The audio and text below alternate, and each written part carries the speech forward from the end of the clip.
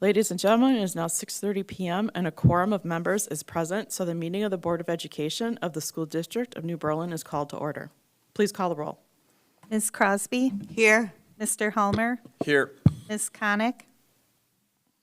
Mr. Kurth? Here. Ms. Schultz? Here. Mr. Seidel? Here. Ms. Spindler? Here. Ms.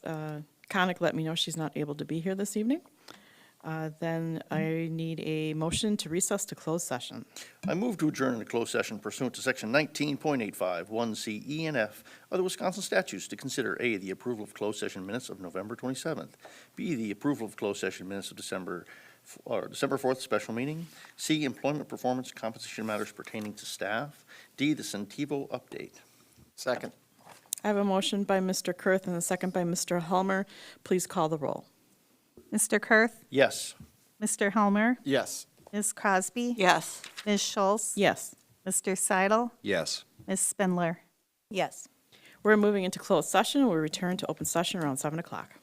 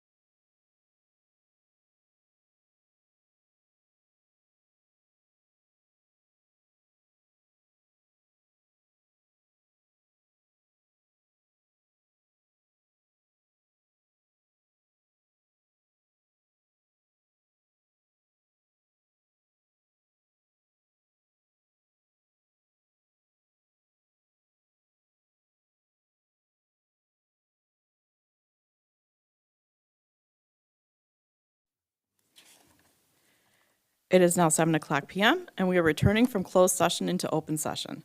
In recognition of the serious and important nature of our efforts here, we will join in the Pledge of Allegiance to the flag. For all those who are able, please rise.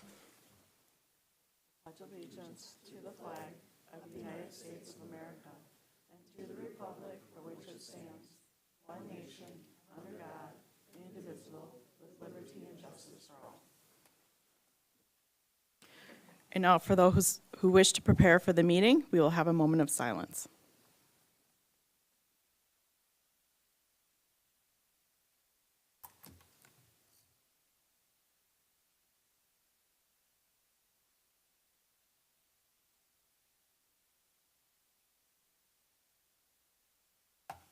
This is a meeting of the Board of Education.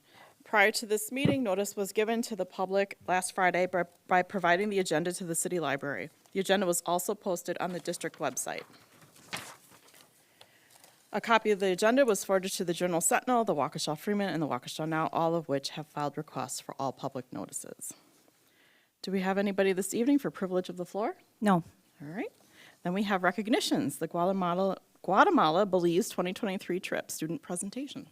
Yes, so we are about to be very jealous of the trip that these students and staff took. And certainly we've got staff here to represent our students. Please come on up. Hi, good evening. I'm Jessica Santiago, a Spanish teacher at New Berlin West and also trip leader and organizer for the Guatemala Belize trip. Just want to thank the board for approving the trip, for giving these students this opportunity of a lifetime, and thank you also for making space for us tonight as they share their experiences with you.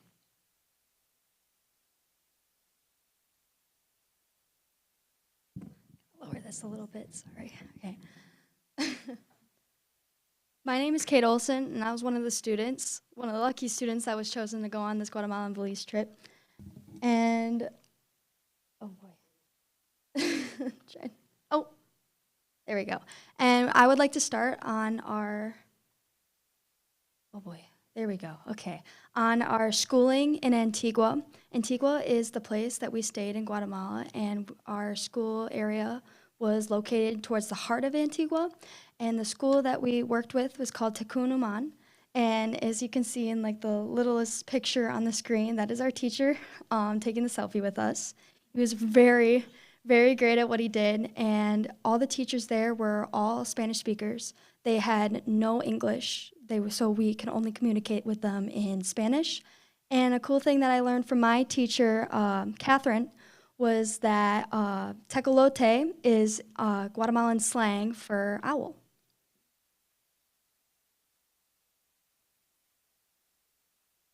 Hi, I'm Taylor Holberg. I was also a student on the trip. And something we did was we all stayed in groups of, I think, 4 with parents there, and they hosted us there, and they made us meals. So we had 3 meals a day. So 1 in the morning, we had a lunch, and we had a dinner, and they were all at set times. And this really taught us like about about different culture and like different foods they have. We also got to experience like all the different animals and like how they lived and how they got to visit with their families a lot.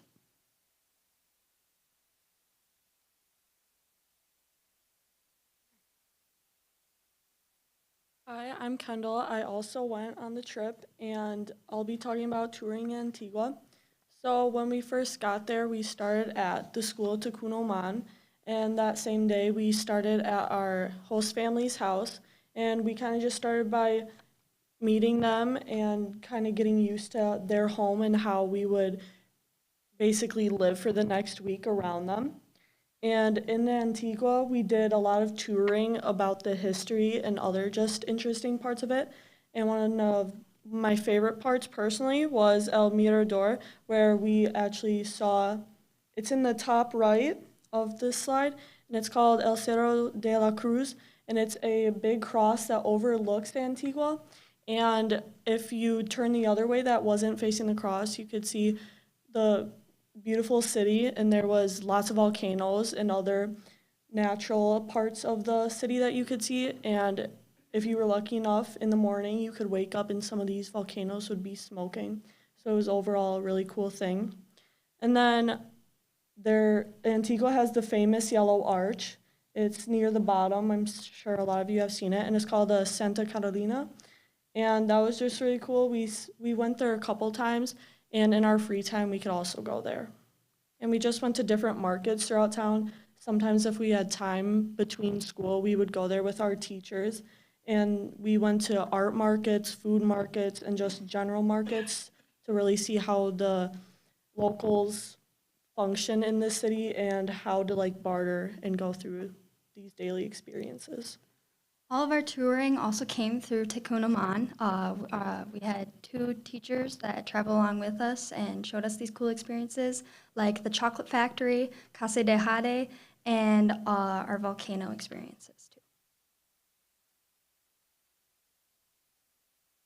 Hi everyone, I'm Audrey. So as Kate just mentioned, we had an experience of hiking up a volcano on this trip, which honestly, that was probably one of the things that I was most nervous about, mostly just because I was pretty out of shape at the time of the trip.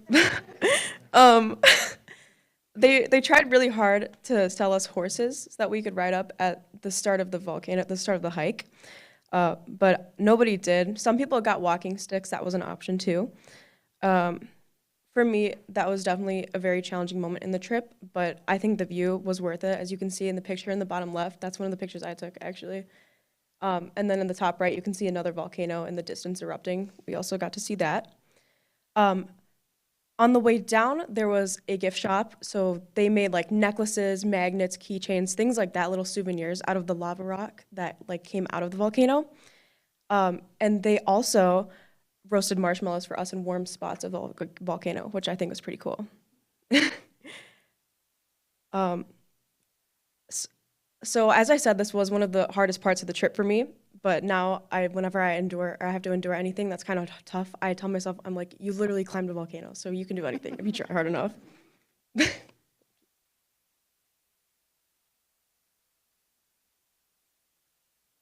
So, the day in Tikal was probably like my favorite day of the whole trip. Our little hotel in the jungle was, there's a little picture of it. That's my room. There were bug nets because of, like, we were in the jungle in Central America. So there were some dangers of that. But it was so fun and cute. And I felt like I learned so much about the architecture. I did not know that the Mayans had been that, like, genius. They had made their own air conditioning systems by just bending the wind, and all of their architecture was built around such complex lifestyles. I loved hearing the animals in the jungle. I think it was a huge learning experience for me and just like a fun day. It was like 104 degrees, so it was a little bit extreme too, but I could overlook that when I was climbing the like temples and stuff. So. Something about the hotel we stayed at is they had a set time where they turned off like electricity and stuff so they could conserve energy. And the second day, so the day we woke up at like 3 o'clock in the morning, and we got to climb a temple and see the sunrise in the jungle. And even though it was early, it was still a really good experience. It was really cool to see.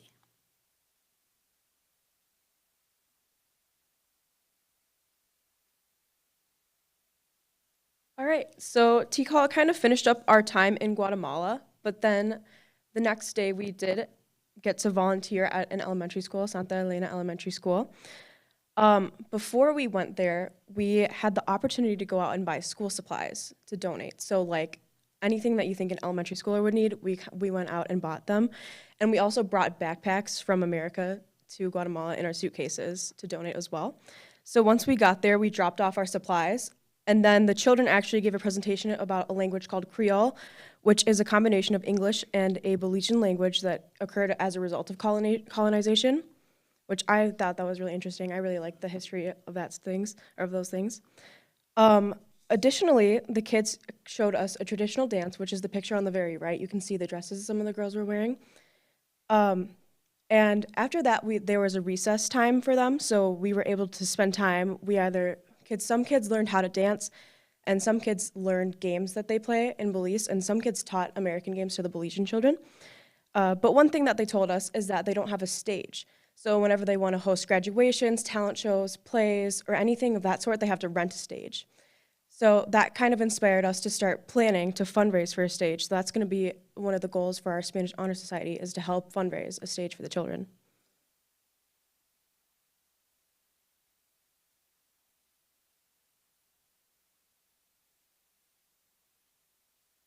Okay, so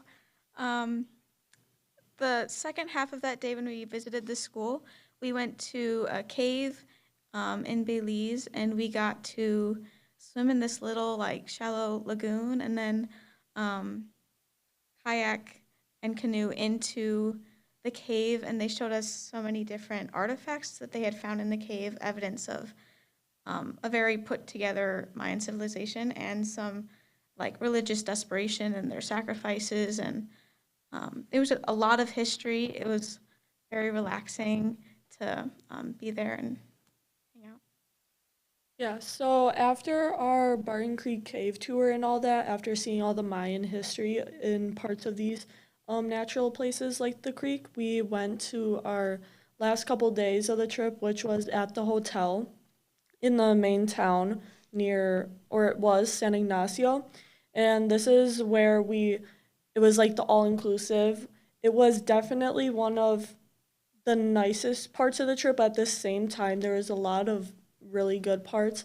And this was kind of like our free time. We could go around the town exploring. I know some people went around to the different restaurants and gift shops and try to find just anything to do. Or some people rented golf carts to go around the town and really just see everything that they had. And one of my favorite parts, honestly, was one of the days we spent around a couple hours looking for any beach possible, and we found the nicest spot, and we just swam there the whole day, which is really nice because you got to see just all the wildlife and everything, which was a really cool part. And overall, even though this was like the last part of the trip, everyone was on relaxation mode, I actually learned a lot about Belize and just like how it manages, especially with ecotourism. It was actually really cool to see how these tropical areas and stuff like that manage things with ecotourism, as well as places like Tikal and Barton Creek, just to preserve everything, and how they're really like very strong towards their conservation efforts of their wildlife.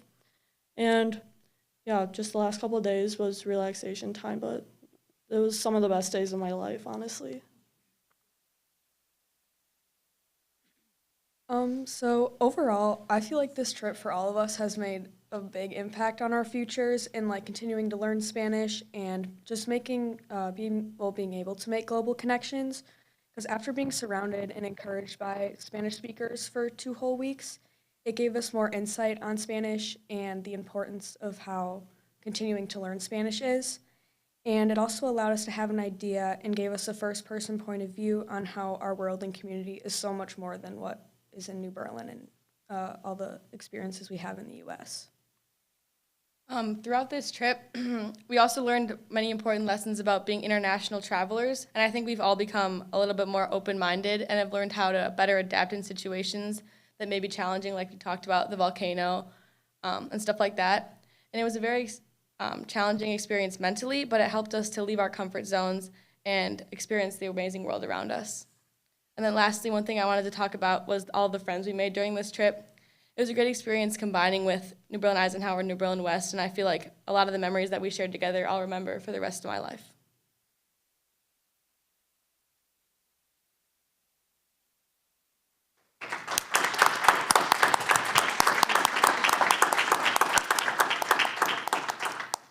Thank you so much for coming. I have a question. So how many of you want to travel or study abroad after this trip when you're off at college? It just cost their parents a lot of money. Sorry. Thank you so much. My question is, when you were in the cave, how many bats did you actually see? Really? Because I did a cave, I was in Belize, and I did a cave tubing experience, and there were so many bats, you learned to keep your mouth shut. So. That was more when we were in the jungle in Tikal. We experienced more bats with that since there was no electricity. Sure. Well, thank you for the presentation.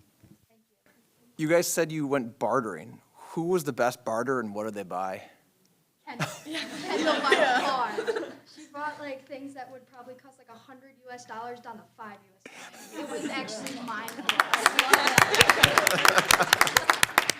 I love the no hesitation on it. Thank you.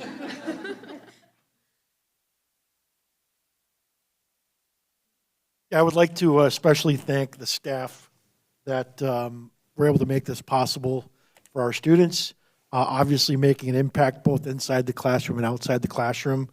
And thank you all very much for coming tonight and sharing your experience with us. Have a great night. Thanks. Great, thank you.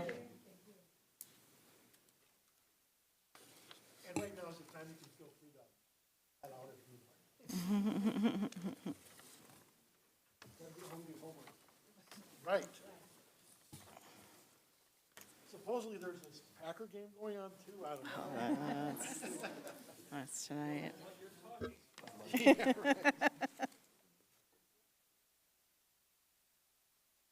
Okay, so continuing with tonight's agenda, President's message is next. I do have a message this evening. I just wanted to note there was a special meeting called last week, December 4th. There was an error on the agenda. The incorrect statute was cited. It has been corrected in the meeting minutes, so I just wanted to make note of that. We called a special meeting on December 4th to discuss the ELA data and presentation from the November 27th meeting. Since it did not meet our expectations in both the data that was presented and how it was presented. The special meeting was held in closed session because it would be impossible to discuss without also discussing specific staff performance. This board cares deeply about our students and wants to ensure that they are given the best education possible. Both the board and administration saw the ELA scores were dropping at the elementary level, and we agreed together it needed to be addressed. Therefore, ELA performance has been a priority of the board and administration in recent years. New curriculum was approved, and we've been working with administration to come up with a consistent set of criteria to best analyze the results. It is the school board's responsibility to review major curriculum decisions and ensure a sound strategy is implemented, even for past decisions that are made. That is why we ask questions. As a result of the special meeting, the board is in agreement. The presentation did not use a consistent set of criteria for us to get an accurate analysis of the ELA performance, nor was there a good explanation for the low scores at the elementary level or a plan on how they will be addressed. I've already communicated to Superintendent Garza our request to do the presentation again, this time with more analysis as to what is causing the declining scores and a plan on how it will be addressed. While we have serious concerns about the ELA in the elementary grades, we do have a lot to be proud of, and that has not gone unnoticed. The class of 2023 did very well. 3 of us board members can personally attest to that. Plus, we just saw these students here this evening with the wonderful experience that they have. But we don't take anything for granted. I know we are all united in wanting to see the class of 2032 do as well or even better than the class of 2023. So that ends my message for this evening. On to the administrative report. I don't have any updates at this time, and so I'll defer over to our West student representative, Angelina. All right. As winter break is approaching, students are putting all their hard work to finish the month strong and enjoy their holiday season this upcoming break. Construction students are continuing their house build, partnering with Tim O'Brien Homes, and are getting on-site learning, being able to take part of all components a house needs to function properly and meet building codes. Starting from a slab of concrete, they have worked effortlessly to complete the entire structure and exterior of the house, and have moved on to the interior, working with electricity, HVAC, and tiling. Students and principals of biomedical science have spent the past few months diving into the Anna Garcia case study, where all their research paid off in the end, as they determined the cause of death through an autopsy report and were able to compare if their theory was correct. BFS students had their mid-semester max out weight testing and exceeded the charts, with 29 students receiving a t-shirt for the highest 100-pound total they reach over 300 pounds. Sophomore Amelia Poplowski set 3 strength records, taking first place in bench press, power clean, and 3-lift total.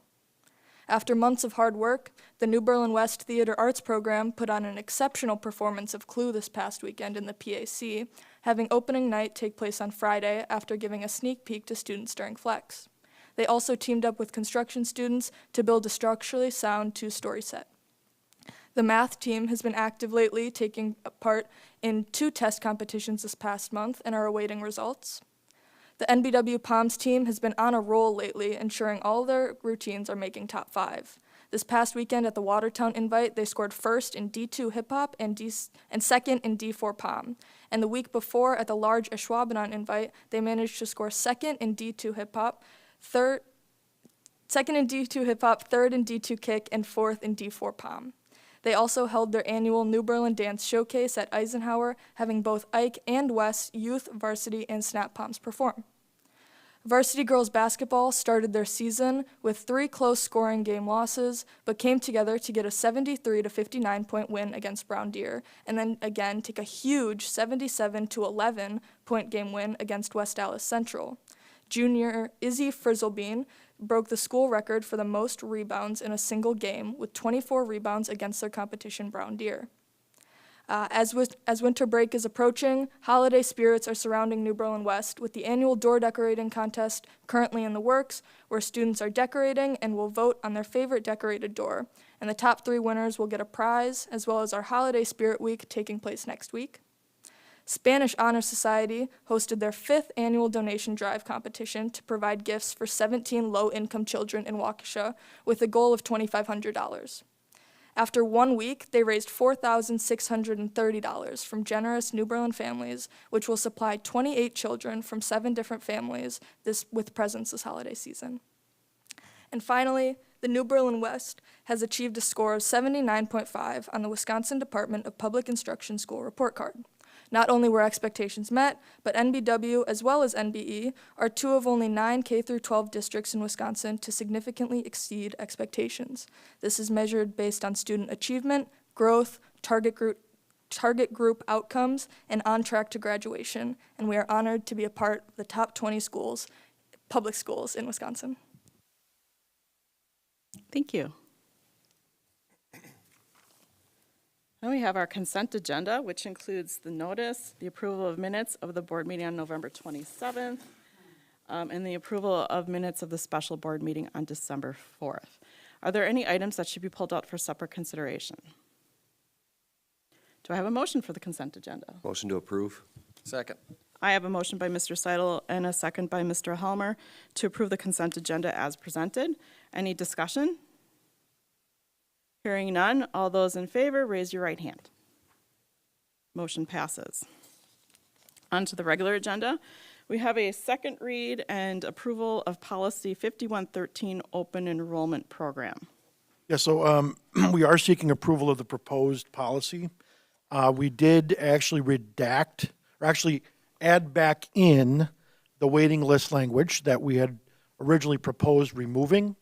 But after further conversation, Mitch and I think Amy mentioned some other considerations, if we need to review seats at a different time, which we are allowed to do, that having a waiting list would make sense to keep.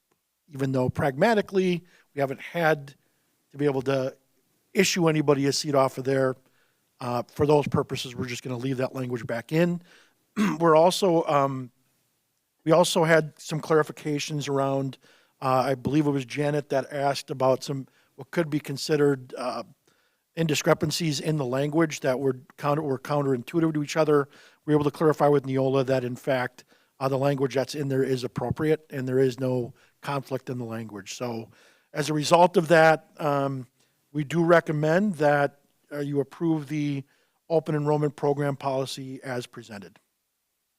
Do I have a motion? So move. Second. I have a motion by Mr. Seidel and a second by Mr. Helmer to approve policy 5113, open enrollment program. Is there any discussion? Then all those in favor, raise your right hand. Motion passes. And we have a second read and approval of policy 7440, facility security. This was the one that was pulled out for separate consideration at the last regular meeting. And I don't know, you want me to take this one since it's sort of me? Nope, it's all good. Okay, so I had concerns with the, there was a paragraph that was added in there regarding the superintendent, the board giving the authority to the superintendent to conduct searches and seizures of visitor property. And so I did feel uncomfortable with that. I felt that even though there might be a case law that appears to make that lawful, I don't think it was really what the board would want to see happen. I would think that it's our expectation that you would call law enforcement should there be a visitor who you suspect of being a threat or a threat to safety or security of students. And so I suggested some different language, and I know you took that to Neola, and they were okay with that. And so.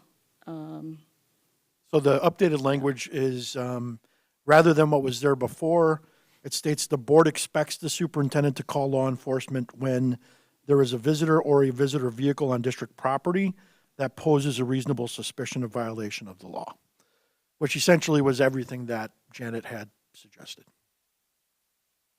Again, we are seeking board approval of this policy, and then this phase of the policy approval process is set, and then we'll come back with the next round. But again, our hope is to only have to do this twice annually moving forward. Awesome. Do I have a motion? So moved. Second. I have a motion by Mr. Helmer and a second by Mr. Seidel to approve policy 7440, facility security. Is there any discussion? Then all those in favor, raise your right hand. Motion passes. And then we have discuss, approve, requested acknowledgement response to the City of New Berlin's plans for Hickory Grove property. And that was where the mayor had notified the board through a letter to Mr. Garza, the plans for Hickory Grove, notifying us and asking then in return that we acknowledge that we accept that the property will be used for municipal purposes. So I drafted a letter. I had it run by Dave Cody and also legal counsel, and they both approved, as well as superintendent. So do I have a motion to approve this? So move. Second. I have a motion by Mr. Seidel and a second by Mr. Helmer to approve the requested letter as presented. Is there any discussion? Hearing none, then all those in favor, raise your right hand. Motion passes. And we have, at least we have one action item from closed session. Move to approve I move to approve the employment, performance, and compensation matters pertaining to staff as presented. Second. I have a motion by Mr. Kurth and a second by Mr. Seidel to approve the performance, forget what that's called again. The employment, performance, and compensation report. All those in favor, raise your right hand. Motion passes. Then we have our future meetings and dates. We're off for a little while. Board meetings are continuing to be held the second and fourth Mondays, beginning at 7:00 p.m. in Conference Room E, which is here, unless otherwise noted. January 8th is our next meeting, January 22nd, and then February 12th. And upcoming, we have winter break where there's no school, December 25th through January 2nd. Do I have a motion to adjourn?